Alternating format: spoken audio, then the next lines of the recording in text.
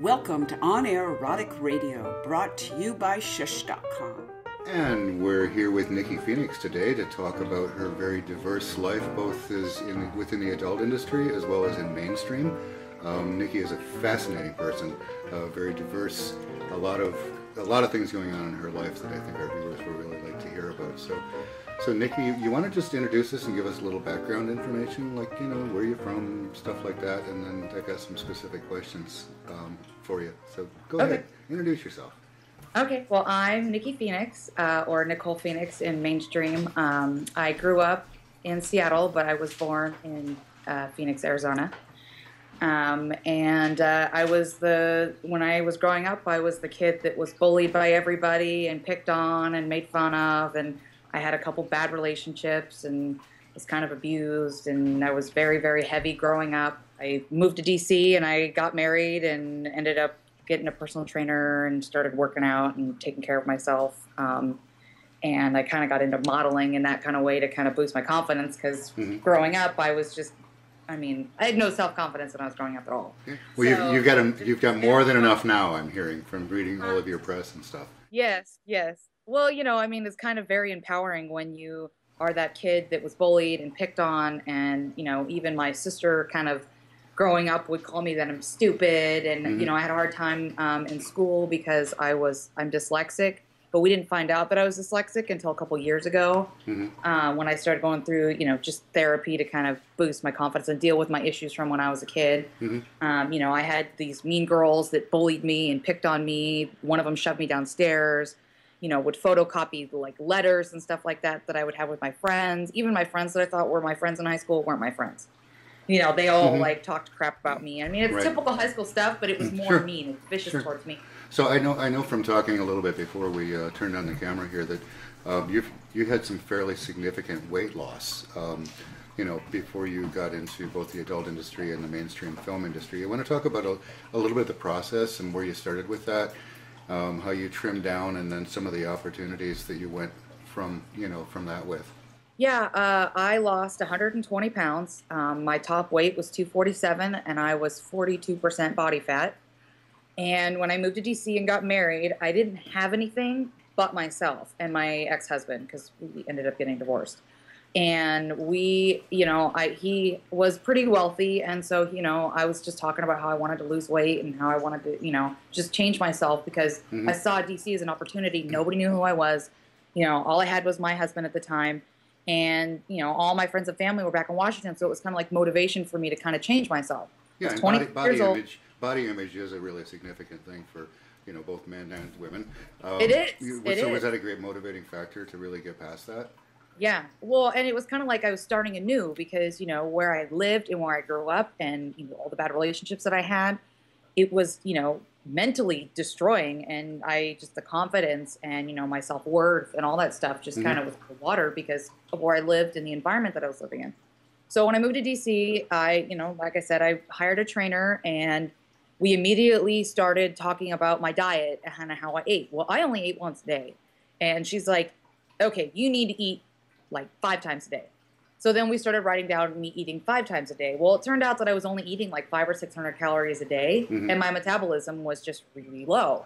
Right. So we started, you know, just doing some physical workouts. I remember my first workout with her, I was destroyed the next day, because I was never athletic really when I was growing up. Yeah.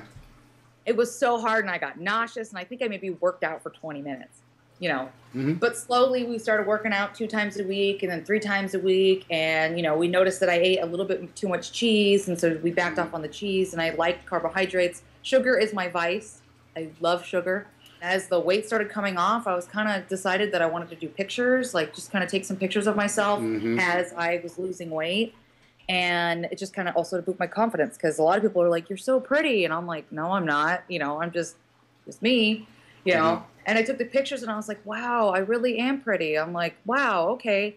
So I got on Model Mayhem and just kind of started doing pictures, you know, for fun. And I ended up doing a couple hair shows and some lingerie shows, and things just kind of started spiraling from there. And, you know, while I was cooking and trying to figure out, you know, what I like, you know, there's some stuff like yogurt, Greek yogurt. It tastes like sour cream. It really does. Plain old Greek yogurt tastes like sour cream. So I love Mexican food. I love sour cream. I love cheese. So I did research on what kind of cheeses were lower fat that you could that have a lot more flavor. But like, like feta cheese or Havarti or, really sharp cheddar cheese. You don't need as much to get the same amount of flavor. Right.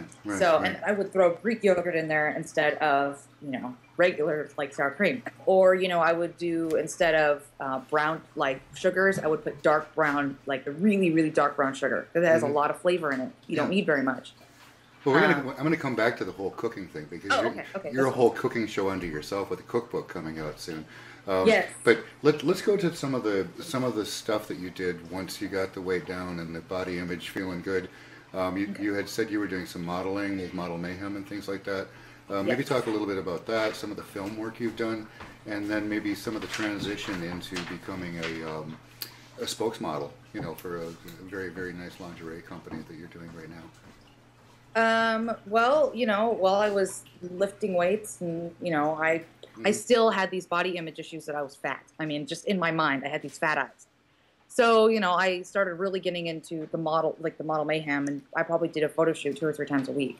Just to kind of, because I didn't see what I projected was different than what everybody else saw until I saw it on actual film or on, the camera.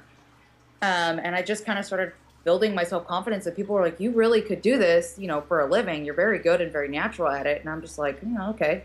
So when I moved home, back to Seattle, it's kind of my home base. That's really where I met Twala. It's where I, started doing a lot more fashion shows because we have a fashion show thing that's called Chance. So it's basically all the local designers get this opportunity to do fashion shows. So that's how I really got involved in doing fashion shows. And actually the producers from 21 and Over found me at one of these fashion shows. And they were like, hey, we're looking for a really pretty girl with really nice boobs to, kind of be the topless girl running around getting chased by a bull. And I was like, that's kind of interesting, but okay, I'll try. That sounds fun. Sounds good to me. Right. So, so we got all the paperwork going and, we just kind of started the balls running. They gave me my own trailer, which I was like, man, I feel so sad. Yeah, they gave me my own trailer. I was like, this is great. I mean, it wasn't huge, but it was like, a whole section of a trailer that I got to hang out in. They dressed me. They did my hair and makeup. They kept knocking on my door, seeing if I wanted food or if I needed anything. And then when it was time to go, it was, probably 4 o'clock in the morning because it was a night because it's a bonfire and I'm supposed to be getting chased by this big bull. And, it's 4 o'clock in the morning. I've been sitting in that trailer, all night. They're like, okay, Nikki, it's your turn. And I'm like, oh, time to get chased by the bull. Yeah, it's time to get chased by the bull. And I'm like, okay, take my robe off. And there's this whole crowd of people. And I'm like, oh, God. Was it like a real bull? It was a real bull. Did they have like a bull handler to keep you safe? Yeah. Oh, yeah. I mean, the stretch of space that they had him running on was, maybe half an acre. Okay. So, but they literally just would, go, yeah, like that. And he would run across. You know what I mean? And then they would catch him. And then they'd run across again. But he was like chasing me. Chasing me. He's like a cow. I was just running. He's like a cow. Really, really nice. He had this big nose. He was really cute. But it was very exciting for me just because, a movie set is, they have a lot of these big cameras and, there's just a lot going on. There were a lot of extras there. And, like I said, when I took my robe off, I was like, oh my God, there's like 50 people here and they're all going to watch me running around with my top off. Okay. Well, let me ask you this, because I think viewers would be interested in, because you've seen both sides of the fence as far as sort of the adult industry side of it, as far as film production, and like mainstream Hollywood. Are there differences, or is it just all kind of the same thing, but just bigger cameras and bigger lights and more people? It is. I think honestly, it depends on who you're shooting for, but I've shot with Miles Long, and to me, it's more like a cinema, just a miniature version of it, because he cares about the product that he's putting out, and so it's taking cuts and actually making sure your acting is right, and you'd be like, hey, let's do that again. It didn't go, it wasn't very good, and just smaller cameras, still really good lighting, but it's just a smaller production, But I've also done other things like this commercial for this company that I was this hot girl walking around, and it probably took 2 hours to film me walking across the street getting face shots of me walking in between the couple, feet shots, body shots. You know, it was still like a little miniature cinema production, regardless of adult or, you know, mainstream. At least that's how I feel. If the product is a good product. Because Brazzers, too, it's very cinema-y to me. Difference is clothes are coming off. And I think we're seeing a lot more of that as far as the type of things that we shoot at shush.com and we're seeing come out of MedArt.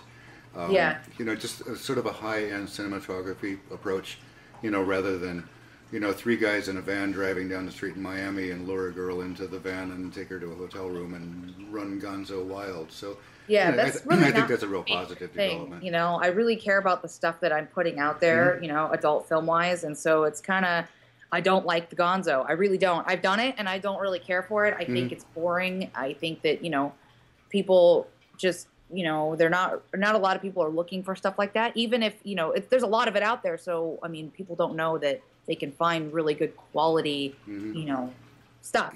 So it's just kind of, the products that I'm putting out there is quality. I'm all about quality over quantity. You know, people will pay more for good quality, beautiful actresses, and artistically done, because, you know, sex is like an art form, you know. So, I mean, I just, So speaking of sex, sex and weight, maybe do a before and after feeling, you know, what was sex like for you when you were heavy? Has it changed to some degree? And is it all in your mind? Can you remain heavy and have great sex? Or just kind of ramble about that a little bit? Yeah, let me try to think here. Because, you know, to me, even though I say I lost 240 pounds, I still can't even believe that I lost that much weight. But I would say that when I was heavier, because my confidence was not as great, I would have a lot more sex. Like, the sex just was, I just wanted to have sex. I didn't care what kind of sex it was. I was just interested in having sex because, let's face it, when you have sex, you feel really good. Yeah. You know, but since I've been lighter, I've been able to have more interesting kind of sex. So, you know, like, there are certain positions that I could never do when I was heavy. No one could ever pick me up or move me around and shift me, you know, because I was so big. Yeah. So now that I've been thinner and I'm more athletic and I can, you know, I've stretched and stuff like that, I feel like I have more interesting sex. My sex life is a little bit more, well, just interesting. You know, I can do different things, and I'm just, you know, I don't know. I feel like everything in my life has been easier since I've been fit. Not necessarily since I've been thin, but since I've been fit, even walking upstairs or carrying things. You know, so I would definitely say that sex is easier being lighter, but I don't know if it was the same. I think it's the same mentally, at least, when I was heavier. Other than that, I wanted to have a lot of sex because my confidence was kind of shot. Does that make sense? Yeah, makes absolute sense. Yeah. So, switching over to something else, one of your achievements recently, I spotted on AVN, your billboard on top of a hotel casino in Las Vegas. Tell us about that a little bit. You're on a billboard. I know. Well, it's kind of interesting. So for AVN, you know, Miles Long and Gracie Glam and Kendall Carson, all of us, we were basically hosting for AVN, and they put the flyer up on the billboard, you know, just to kind of help promote it and stuff like that. And it was very exciting because I got to actually shoot inside TABU, which is now closed. The actual nightclub is now closed. That's at the MGM, right? At the MGM, yes. But when we were shooting inside TABU, it was really kind of unreal for me. So I'm like, wow, these pictures are going to like go up on the billboard. You know, it's really cool. And then, you know, when we got here for AVN, and, you know, Miles told me, he's like, hey, you know, they got you up on the digital billboard. And I'm like, oh my God, are you serious? Like, that is so cool. So we spent hours trying to figure out which billboard it was on. And because we wanted to get a picture of me in front of it. So, but it's kind of unreal at first, because you're like, holy crap, it's up on this big giant Jumbotron, and millions of people are on the strip, and they can see me. Oh my gosh. Like, it was just kind of overwhelming, I guess you could say. But very exciting, very exciting. And then they did it again for my event that we hosted for the 21 and Over movie when it came out. Yeah, tell me a little bit about that, because Miles was telling me earlier today that there was a whole red carpet and the fans and the paparazzi, and it all sounded very glamorous. Yes, it was.